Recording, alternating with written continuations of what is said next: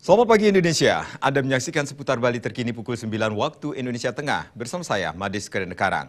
Pemirsa DPRD mendorong pemerintah Kabupaten Klungkung segera menerapkan penerimaan peserta didik baru atau PPDB secara online.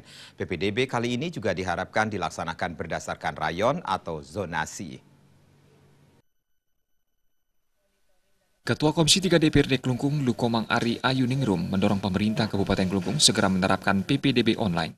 Karena menurut hasil evaluasi dan monitoring saat pelaksanaan UNBK maupun UNKP beberapa waktu lalu, telah terserap aspirasi dari tenaga pendidik di sekolah menengah pertama yang ada di Kabupaten Klungkung agar segera penerimaan peserta didik baru atau PPDB dilakukan secara online.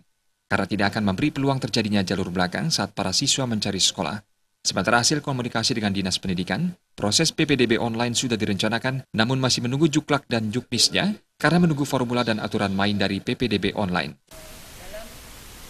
Monitoring dan evaluasi tersebut, kami sekaligus mendapatkan informasi dari tenaga-tenaga pendidik yang ada di sekolah masing-masing, baik itu kepala sekolah maupun SDM-nya.